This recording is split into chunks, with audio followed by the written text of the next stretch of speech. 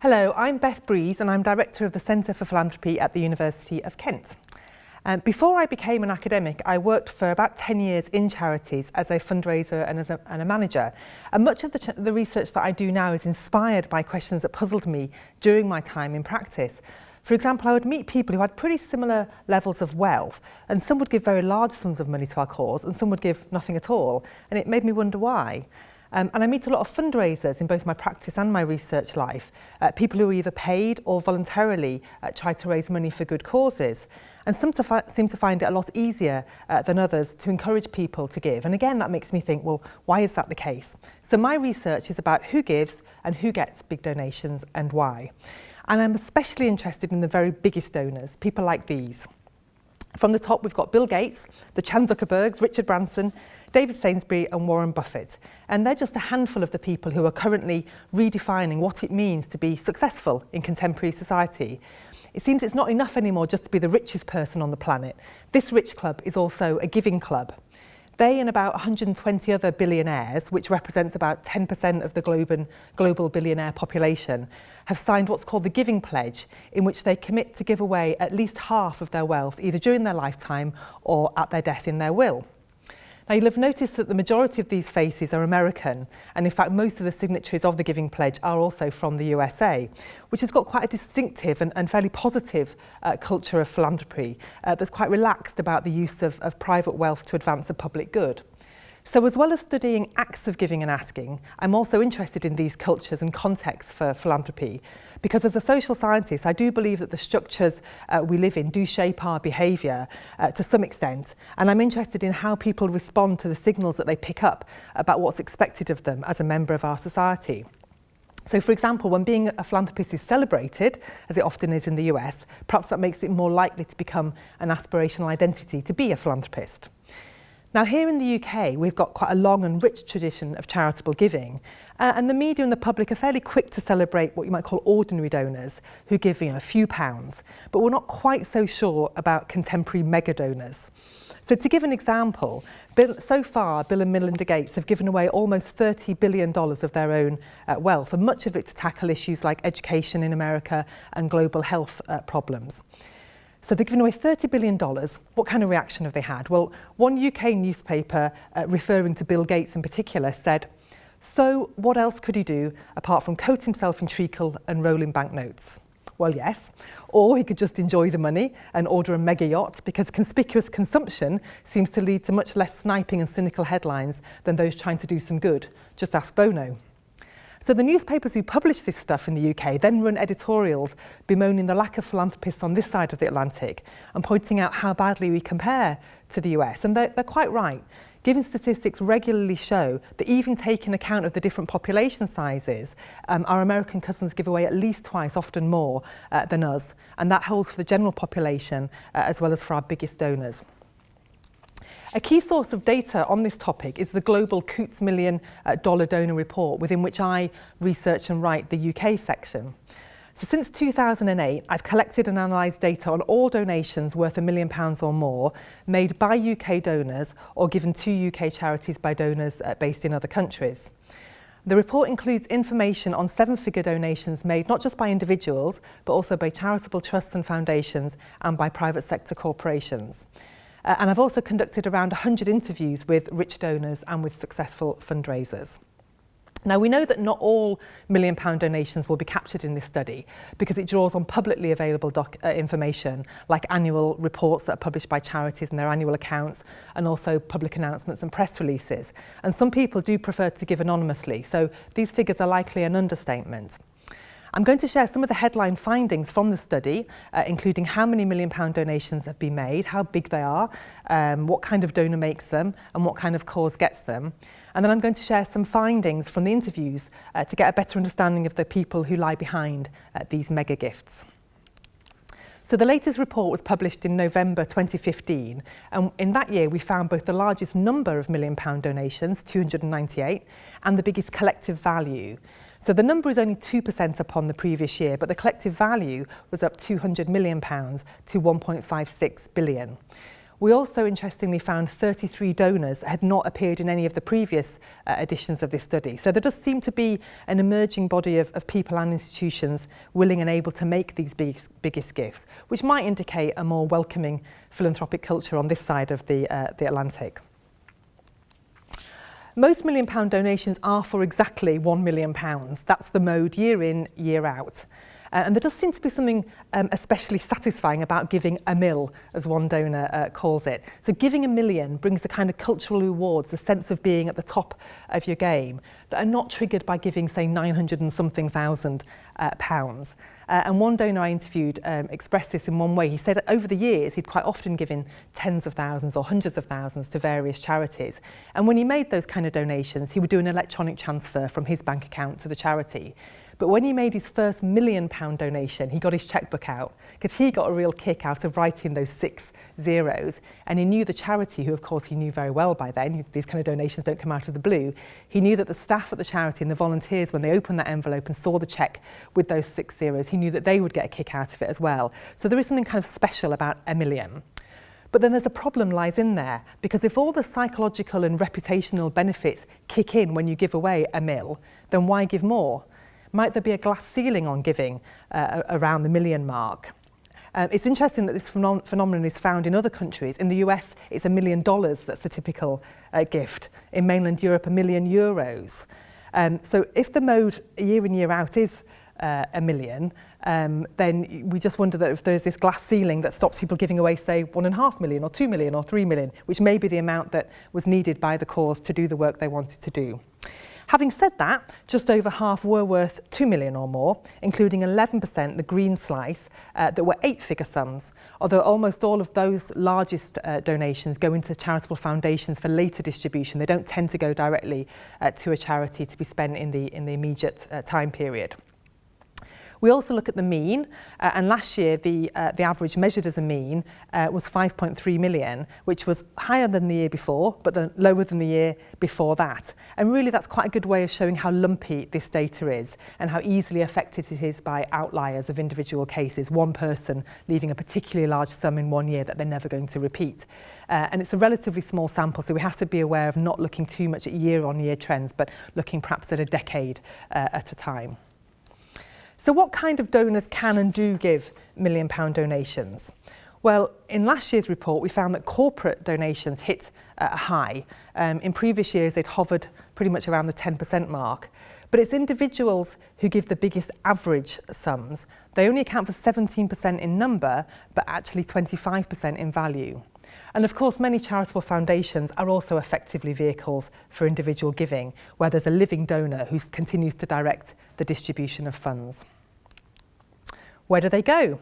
Well, the £1 million donations are widely spread, with most recipients only getting one and most types of causes getting at least some. We found last year a total of 243 recipients who received the 298 gifts. The lucky handful, the 29 organisations that receive more than one, do tend to be universities, in particular Oxford got 11 and Cambridge got 10. But it's not just restricted to Oxbridge. There were 35 universities that got at least one, including here at Kent, where one of our alumnus, Charles Wiggader, donated £1 million to the law campaign. And a few years before that, we had a multi-million-pound gift from the Colyer-Fergusson Foundation, which built a beautiful new music building just near to where I'm standing now. And in fact, where I am standing now, the Gulbenkian Theatre, is a result of a gift which is worth about £1 million in today's money, a gift that was made in 1965 when the university was first opened by the foundation of Calouste Gulbenkian, an American-born man who studied in London and generated much of his business wealth whilst living in the UK.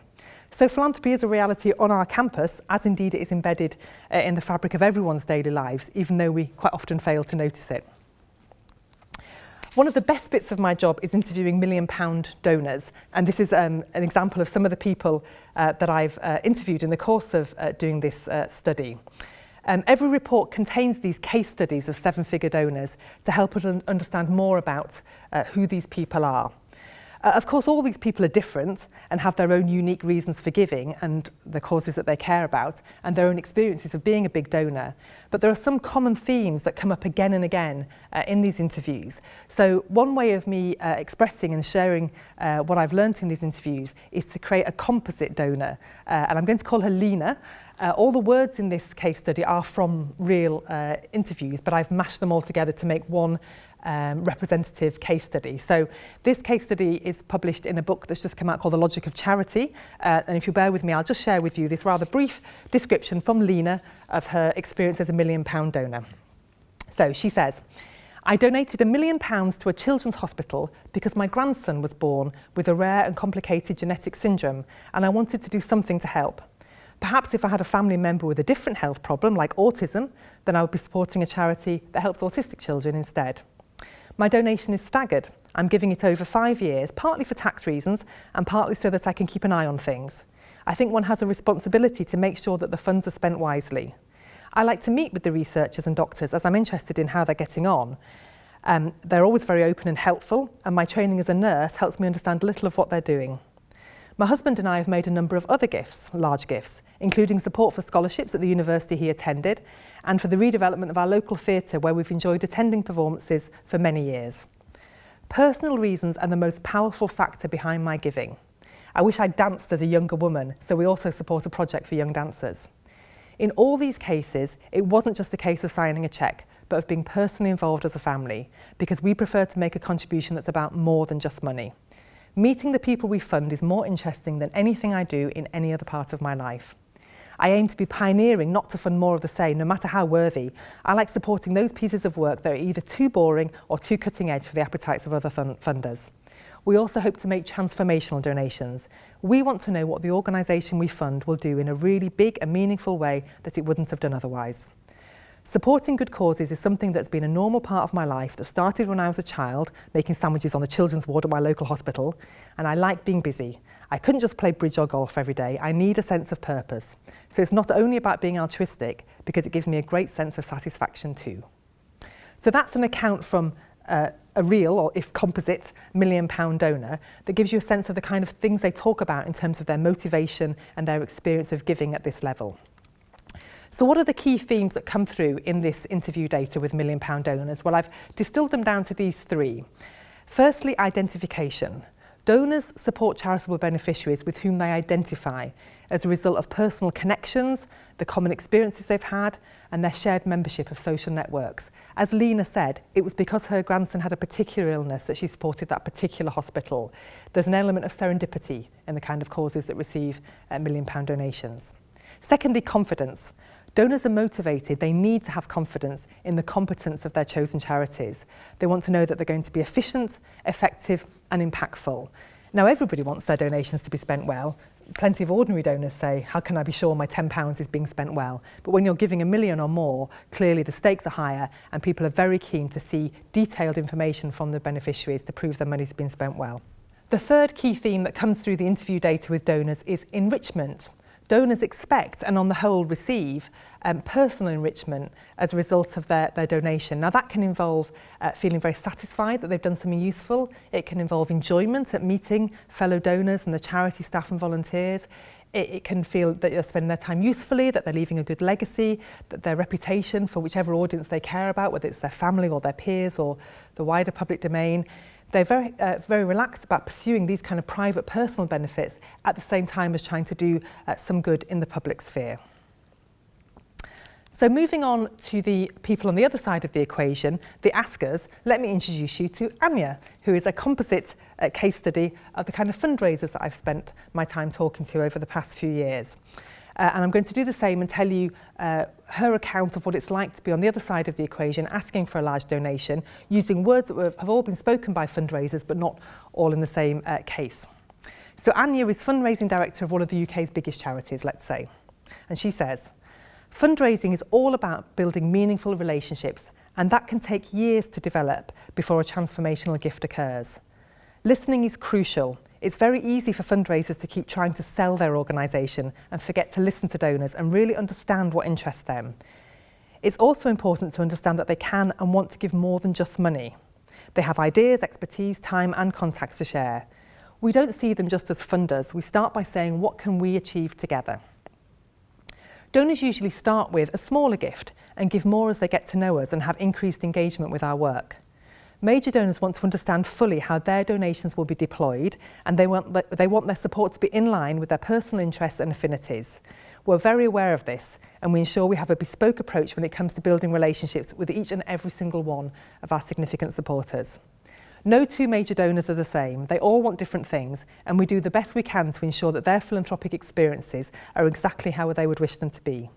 Donor care at this level includes access to our leadership, appropriate naming opportunities, and regular visits to projects.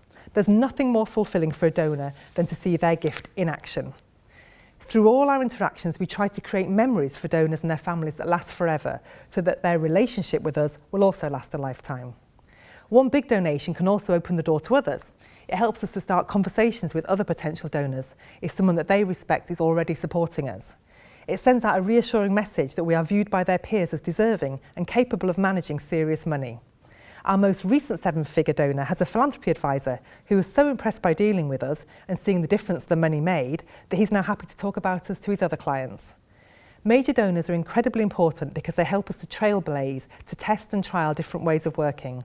The charity sector is very effective at innovation and finding ways to solve problems, and philanthropists are the people who help to fuel and fund that innovation. So that's Anya's account of what it's like to be on the other side of the asking equation. What are the key themes that come through then in all the interviews and interactions that I've had with fundraisers? Here are the 3 that I've distilled it down to on the asking side. Firstly, relationships. Successful fundraisers create and develop meaningful, long-term relationships that take account of the individual interests, the needs and the aspirations of each unique donor. It's the direct opposite of the transactional fundraising techniques like direct mail that have attracted such criticism over recent months. Secondly, successful fundraisers are donor-centred. They start with the donor and their needs and wants, and they enable donors to earmark their contributions for the aspects of the charity's work that they feel most strongly about, and then they provide tailored evidence of the impact of their donation. And thirdly, echoing the third theme in the donor's account, successful fundraisers are very relaxed about providing dual benefits. They serve both the donor and the recipient, ensuring that both the public good and the private benefits are achieved as a result of the donation. So, where does this all take us to? What do we now know about £1 million donors as a result of this research? Well, 5 things I'd end with. Firstly, that they are a significant source of charity income. They support all different types of causes, and they do appear to be increasing both in number and in amounts involved. Secondly, that the top end of UK giving compares rather unfavourably to the US, which on the plus side means that there's more scope to grow on this side of the Atlantic. Thirdly, giving decisions are not rational or objective. Donors are social beings whose charitable outlook is shaped by their whole lifelong experiences, and that takes them to prefer and choose some causes over others. Fourthly, philanthropy is supply-led. It's not demand-driven. But there are intermediaries, especially fundraisers, who can play a crucial role in making the right ask for the right amount at the right time and in the right way. So we need to understand the askers just as much as we need to study the donors.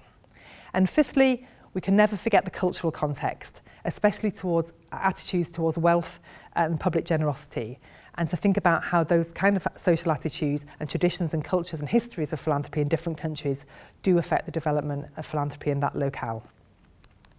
If anyone watching this video wants to access the data, then all of the £1 million donor reports and indeed all the research that we produce at the Centre for Philanthropy at the University of Kent are all available free online at this website address. Thanks very much for listening. Thanks to all our research partners and funders, and to all who are trying to build a culture of philanthropy around the world.